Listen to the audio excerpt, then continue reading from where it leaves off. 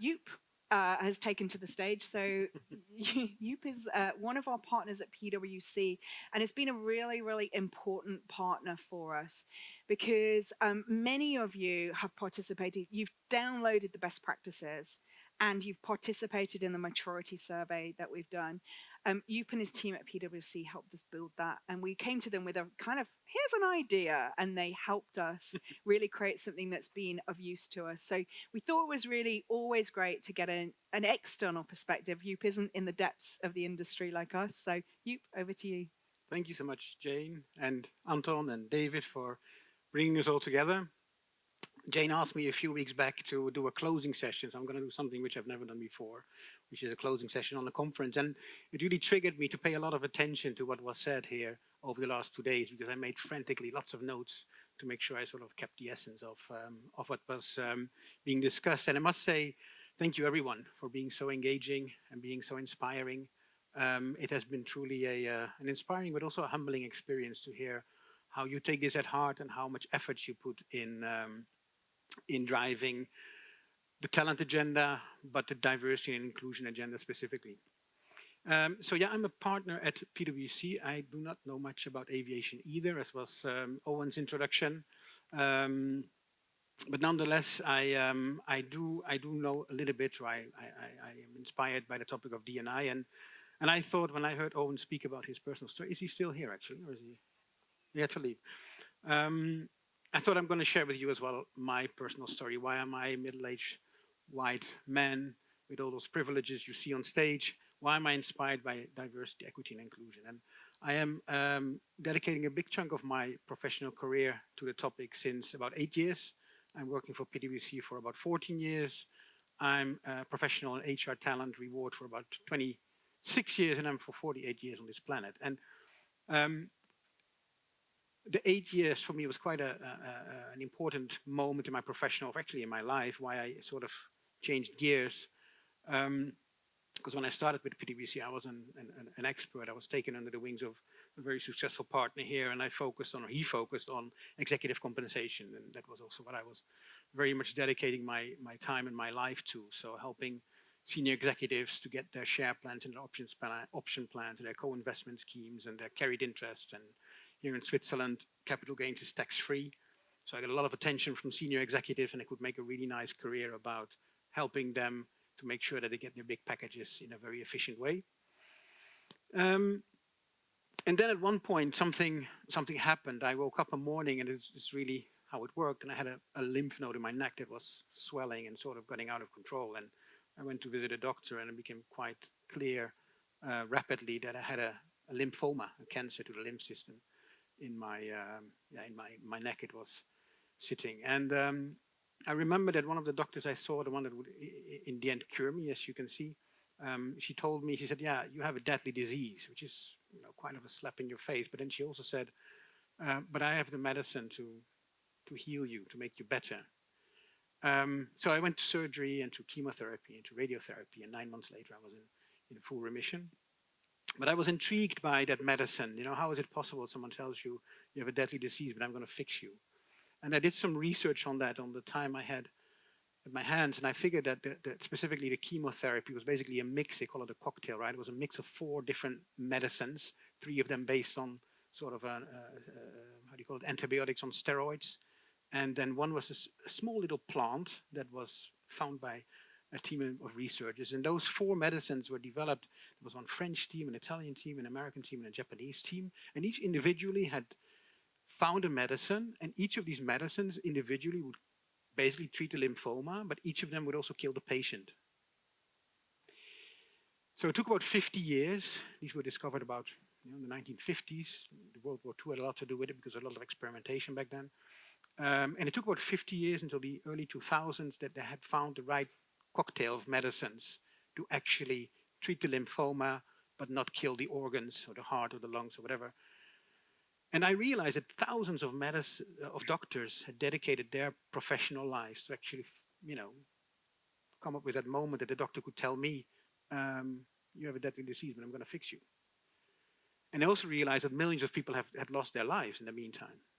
So it was kind of It was a big moment of reflection for myself. I was also hitting my 40s, so there may have been something in, natural sort of development that I started to think about what am I going to do. And PwC at that point in time, they announced, we announced a new mission statement, which is we build trust in society and solve important problems. And I thought, how important is the problem of helping senior executives getting their tax-free private capital gains? Really? Yeah. I'm still doing some of that stuff, okay? I'm not gonna be it's still fun. Intellectually, it's kind of fun, but it's not sort of planting the trees that really are that necessary. So I thought I know not much about many things, but I do know something about people. I know something about remuneration. So what is a bit more of an important problem if it comes to remuneration? Is I came with the equal pay for equal work topic.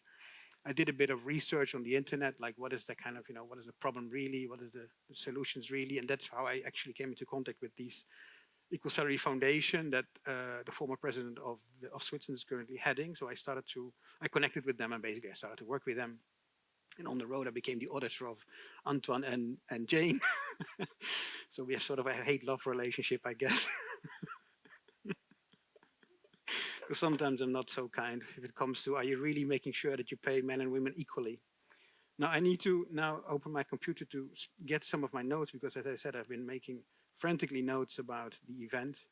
And I just wanted to talk you through to some of the observations that I'm going to share with you. Sorry for that. So I'm not just passionate about D&I because it's something that really moves me. I've got 2 daughters and a boy, like many people will tell you that are in this field to have something personal, but also, and I think Owen said it out really well, because it's actually just it's really good to business. Without D&I, there's so much business opportunities that stay unlocked, and there's many examples of actually also in aviation, right? I mean, I'm Dutch by origin. I think one of the biggest crashes in aviation happened with a Dutch plane and a Pan Am plane. And if you analyze what happened in that accident, then actually a lot of it had to do with people not feeling psychologically safe in the cockpit that day, people not speaking up, etc., etc. And I understand that a lot of I'm currently doing my PPL license, and a lot of it is about repetition. If you prepare for takeoff, you have to repeat everything 2, 3, 4 times. You have to, for a people, you have to say 4 times, are your seatbelts actually buckled up, right? So I investigated a bit where it came from, and a lot of it came from that specific accident. To repeat, because apparently, there's still the safety is key, right, as you all say. So as we close these 2 wonderful days, I want to reflect a little bit on what you all have said, and it was not just about attracting women to the industry and retaining women and getting women on, because that's, I think, where 2025 really started. But you've been speaking much more about the whole kind of talent attraction, talent retention topic, but also how to create inclusive environments so you make sure that the people that work in your industry feel that that's a place where they belong.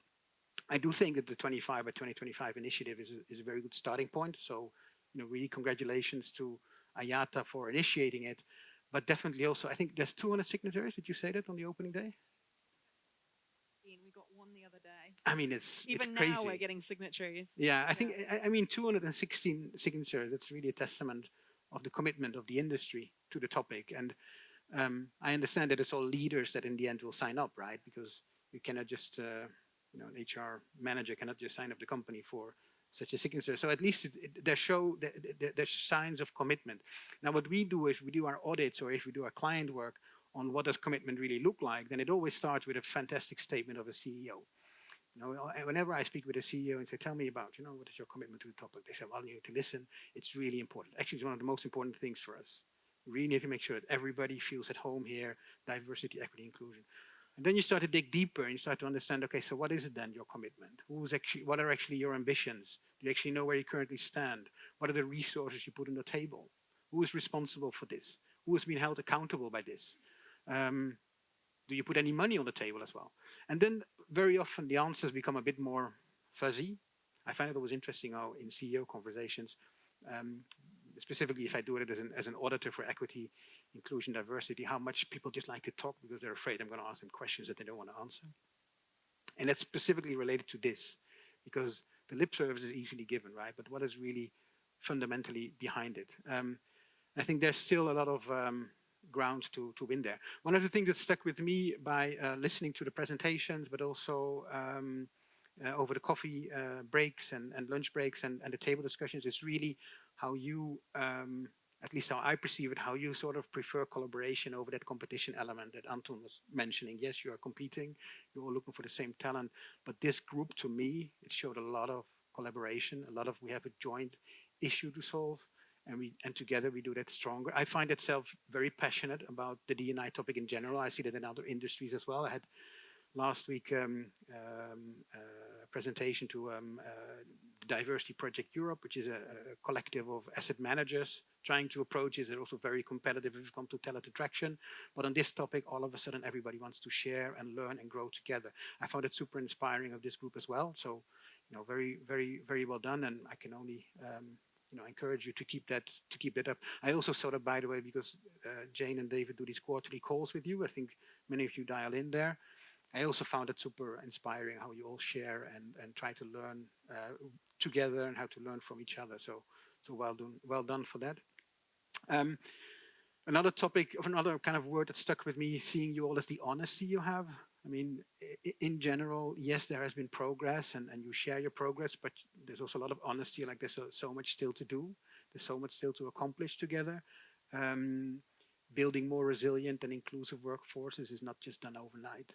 And I think Doc was probably saying something like this yesterday as well, but I think you can be a bit, yes, there's so much to do, but you can also be proud of what you have already accomplished. It's really, this is not a change that happens overnight. Maybe it's frustrating sometimes, maybe you're more ambitious sometimes, maybe you want to be somewhere, but you take an initiative today, you don't have results in 3 months. That's not how it works in this topic. But I'm absolutely convinced you will have results in 10 years and in 15 years.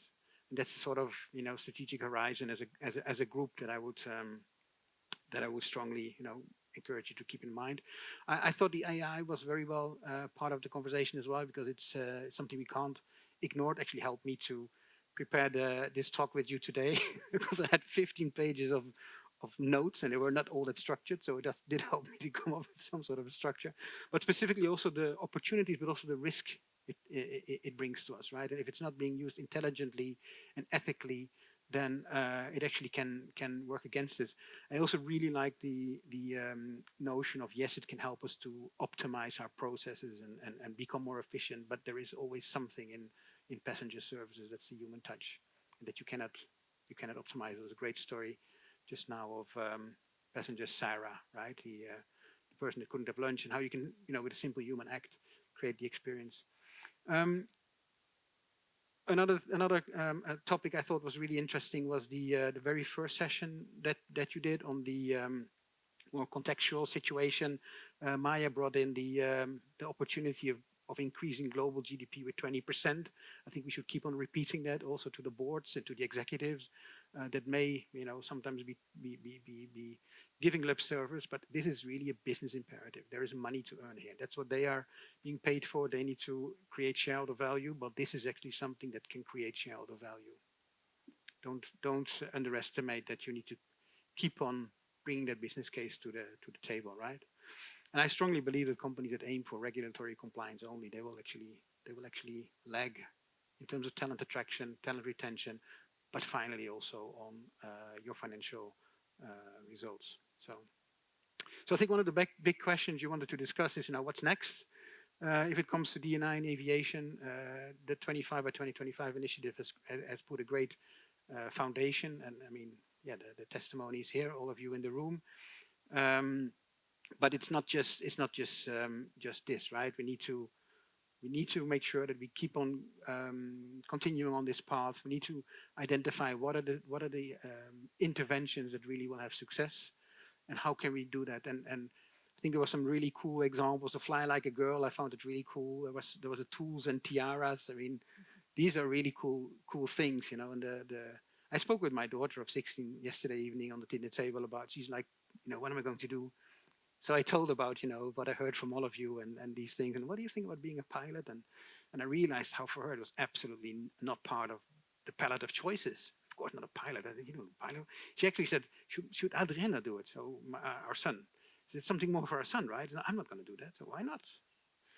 And it's just these kind of things that make me realize how ingrained it is. Is that a job for a girl? Well, my girl didn't consider it. I probably didn't consider it. And I was also struck by the realization of how younger generations are potentially less attracted to your industry because of their awareness of sustainability, but also the struggle with flexible work schedules and how the workforce of tomorrow is much more focused on their individual needs and on sustainability, and you have some very fundamental struggles to deal with there. Sorry, I don't have the answers to that either, but the fact that you know them, that you know your struggles is the start, right? I do think, coming back to the topic of inclusion and psychological safety, that one of the answers is to make sure that people start to understand, and your next generation of talent start to understand that aviation can be a place where they belong. And why is it a place where they belong? And some of those images and stories about indeed showing that as a girl you can have a future in as a pilot or in aviation in general. I think that's really, really strong. I really like the stories, the TikTok story that was mentioned. Again, sorry but I'm improvising a lot here, but again, a conversation with Alice, with my daughter, who was explaining to me that she had seen on TikTok a guy, 22-year-old guy, who had left his phone behind and started to explore the world, and who was telling his TikTok followers that a phone was poisonous. She said, how poisonous a phone is. And I've been telling my daughter that for the last 4 or 5 years, but she never accepted it from me. But this 20-year-old kid that actually on his phone is explaining how poison. But that's probably how it works, right? I think that was the same story about this TikTok story that had 14,000 followers or so all of a sudden. So using social media to your benefit and understanding that true, authentic, and stories can be really powerful in conveying the message. I